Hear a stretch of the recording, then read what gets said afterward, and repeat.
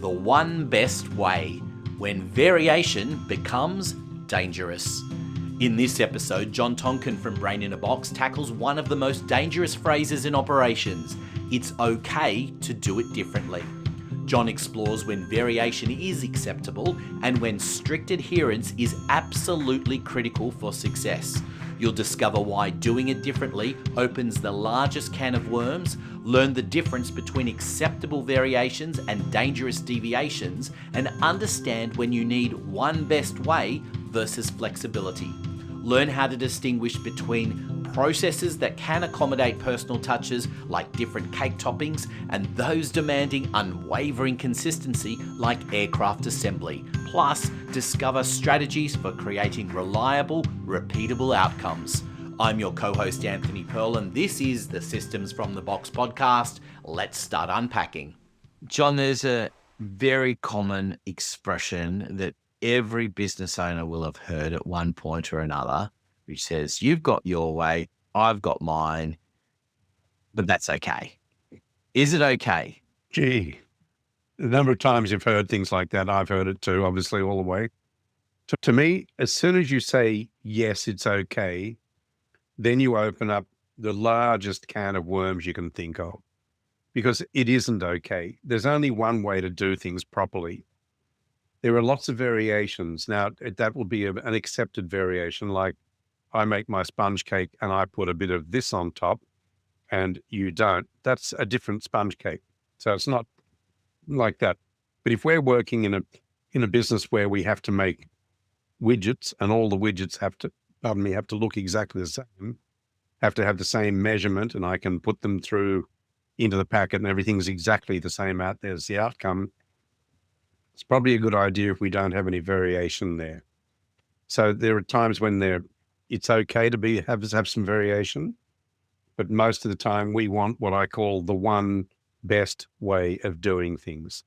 So it's only one way that's going to be there. So we can have all the different compromises and so on, but what you're doing is to compromise the output. If we want to have the same standard, regular, repeatable, consistent output, we have to have all those adjectives there against the system as well. So the system has to build out all that variability, it has to lock it away so that you can't get there. Because the last thing I want is someone saying, oh, John, yeah, I put that car together. I put the wheels on in a different way, though. You'd be surprised, et cetera. I don't want somebody doing that. When somebody puts the plane together, I want them to put it together the way it was supposed to be put together, all the rivets and so on in the right places, not, I'm trying something out on these planes now. I'm doing it differently. Don't want Boeing doing that. Don't want Airbus doing that. No, thank you. I think it is important, isn't it, that there are variables as well to think of. I mean, most people think, the way to do it is ABC, and that's the way we always do it. But you also have to factor in, I imagine, when there's something different that throws into the equation, that if this happens, then it may not be ABC, it may be ABEC, because E is the variable and the different route that we have to take to accommodate whatever D was. Yeah, there's always going to be a real need for some variation. The old saying was that no matter which McDonald's you go to in the world, there'll be a Big Mac. And so on, the Big Mac looks just like a Big Mac everywhere else. I remember back in 1994, I was in Xiangshui, up near Shenzhen now, up near the border of Hong Kong. It was the furthest north that we could go before you were into communist China, as it was then, still is. Went up there and we saw a McDonald's, and it looked a bit interesting because all the writing was in Chinese as well and so on. Went inside and had a look at the menu, and there was the Big Mac. Ubiquitous, isn't it? But alongside it was all the different sauces that you could get with other things that were there. And there was chili sauce and a couple of other things which were distinctly Chinese in their nature, in the Chinese cuisine. And they were fine to have. We ate both of them, obviously, the things we saw straight away, and it was lovely. But that's not going to be in a McDonald's store in New York or in Sydney or in London or Paris, and so on, etc. You're not going to see those. So you do have variation that can be there because of geographic, location. You've got different cultural things. You've got different logistics issues. We can't get that here, or we don't sell it here because of cultural issues and so on. We don't do that. We don't use this. People don't eat that.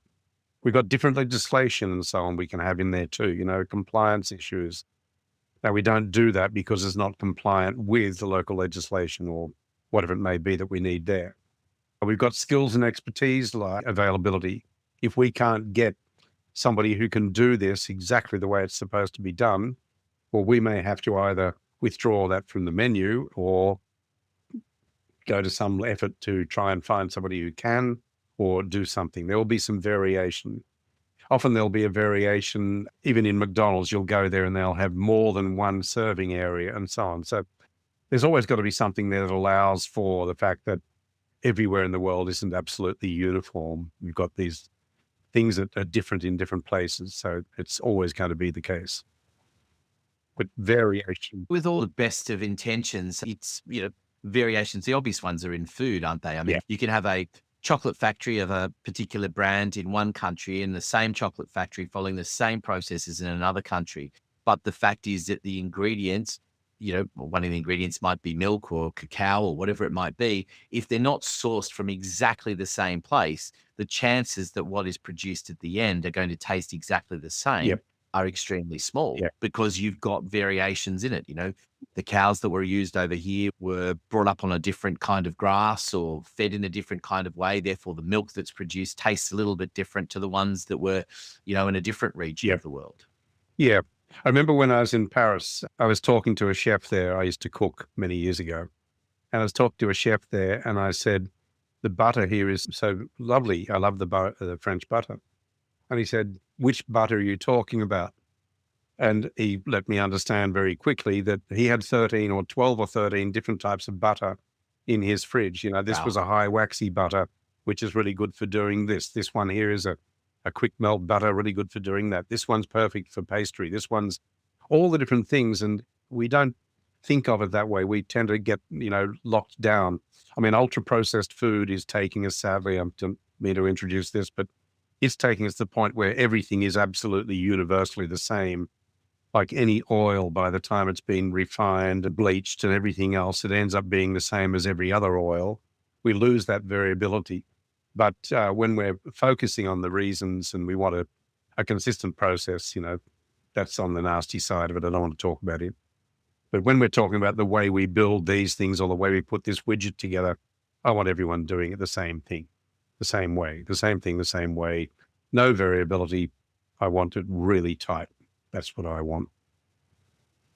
It's really interesting, isn't it? Because it so depends on what the product or service is that you're delivering as to whether that variable can be a good thing or a bad thing. So, the car analogy is a good one in that you don't want suddenly someone deciding to say that, oh, look, we're going to put the tires on the roof instead of on the side.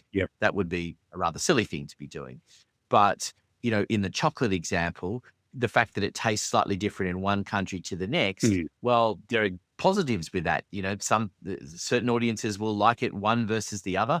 And that allows some variables that can be a good thing. So that, sometimes that natural variation, and that's, even at a level where it's more of a service delivery, where as much as you might have the staple lines and the staple way of doing things, at the end of the day, the personality of the individual that's delivering those is going to be different compared to the next person. And in fact, may even be different in that person, depending on the day and what's happened around them.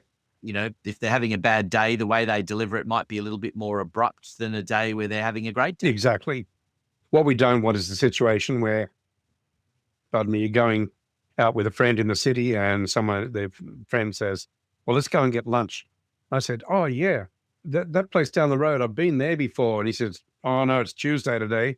We're not going there today because the wrong chef is there, the wrong person's there. So we don't want that sort of variability. But if you look about it, coming back to cars again, the car I buy in the States will have left-hand drive. The same model car, the same type of car, same brand, everything else over here in Australia or somewhere else will be left-hand drive. It's not practical to sell it any other way. But it's not a variation because somebody thought, but I do it differently. Surely that's okay to do that. this is a variability based on something that is real, a real reason for doing it. Because what we don't want is any variability in the inconsistency in the way people are putting together their product or service delivery. I want that to be the same every time. Management and supervision challenges, I don't want them coming into a conflict with the productivity. I want to have everything working exactly the right way. We can predict the productivity because we know how it works, how long it takes to do this, what materials are used, and so on. Also, if we manage variability, we're also managing the stress level. People don't like to have things changing all the time. So if we've got the one way of doing it that we know works all the time, then we're going to minimize stress, minimize errors, repeat work, etc. We're also looking there that we want to be able to analyze the outcomes. We want to be able to say, hey, I've been thinking about changing something here, but we can't test whether that change is what gives us the different result if people are using a different way of doing it. So we can only work out, do split testing, if you like, which people do on a production floor as much as we do in marketing. We can only do that split testing. Is it going to be better doing it this way rather than that way? We can only do that if we have a consistent way of doing it that says, this is the only thing I've changed. Not, that's the main thing we've changed, but we've also changed a whole pile of other factors, and they will take away any reliance you can have on the output. Hey, John, I just want to take a break from the main part of the podcast for a moment so you can tell us a little bit more about Brain in a Box. So Brain in a Box the idea started when I was working in corporate. I was working in a couple of major companies, internationals, and I decided that when I went out and started my first business in 2000, that it was going to use the same principles as I had done in corporate world to capture systems and to make them accessible to the team. But I thought, I've got to be able to do this for small business, small to medium business. And that's what we focus on. So we work with the business owner, with the team, to capture what the business does, and then to minimize the risk by going through and looking at all the risks that we have to manage, make sure we capture those and manage them effectively, and also to achieve the benefit. That's effectively what it is. So the other thing I'm thinking of is, that often when we got variability, you can have a breakdown in communication because you've got the team doing it the way they think is right. Then someone comes up and says, what are you doing? I don't do it that way. I do it this way. And straight away, well, who should we trust? What should be happening here? It's not helping your communication within the team. So you really want to get past that. So Yeah, and I think that what the important distinction here is between what the natural variations that might occur and the variations where people are saying, well, I just want to do it this way. And that's where you get problems. So talk to me about what the fix is to make sure that that issue is not occurring. So really, if we've got variability, sometimes the variability is because people are challenging what was the old way. I love challenging the way we do things. But what we want to do now is to capture that challenge and any expertise that's in the business. We want to capture all of that together, capture that expertise and work out the one best way of doing it. So we must do that together. I want to say collaboratively, but I don't want to say by compromising, which is what people assume collaboratively means. It means we actually work together and we agree, well, it would be better if we do this. And if we have any questions around it along the way, well, no, that's stupid doing that. But if you want me to, I'll do it. That's the worst thing in the world because they're not going to put their heart into it. So we say, all right, well, why don't we do it this way and then do 10 of these and then 10 do 10 that way, and we'll see how we end up. So we want to do something where we, use our expertise and come up with the one best way of doing everything. And then we want to capture that into our systems. Another fix thing is that we want to instill that pride, that sense of achievement based on standard quality indicators. So we want to be able to say every time you see that come through and this is a tick or that's a mark or that's been done to that level, this is a level of tolerance on the equipment you're building or whatever, that's something we can be pride in, take pride in. Factories talk about, mean time between accidents and time between since last accident, all those things, error rates and so on, mean time between errors. We want to have those as low as we possibly can, get towards that, maybe not as far as that whole 6 Sigma, which means 1 in a million idea. But what we want to do is to get to the point where We have pride because we are achieving things. We're achieving the quality level that's expected. And we're doing that because we follow that one way of doing it.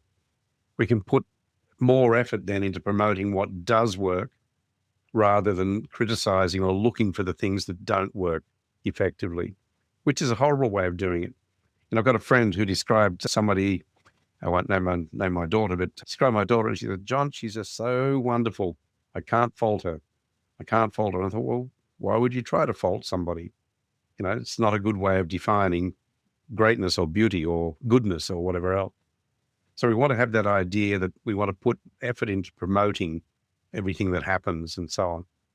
I think about, when I say that, I'm thinking about Blanchard. Remember back in the 1 Minute Manager, I don't know whether you remember the book, great little series of books actually. And what he said was catch people doing the right thing.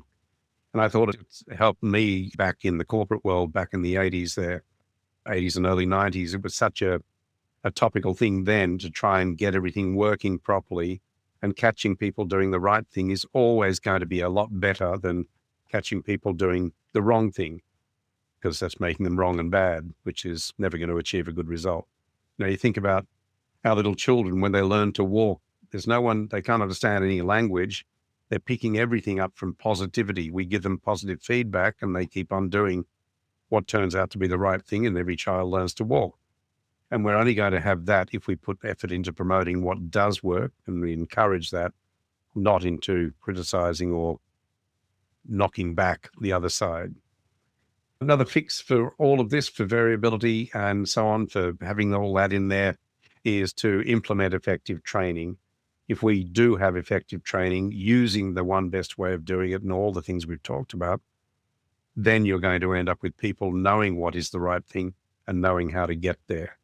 And that's the big thing for me, knowing what is right, how do we get there, how do we do that, and how do we know when we've got that. Then we can implement quality assurance, and quality assurance isn't some funny department. It's simply saying when we make these things, they should be that high, no higher, no shorter. They should be this big, they should be that hard, they should be tightened this strongly on the nuts or whatever else it is, etc. We want to have something so that we can say, this is going to be effective. Here it is. There you go. I think that's the fix.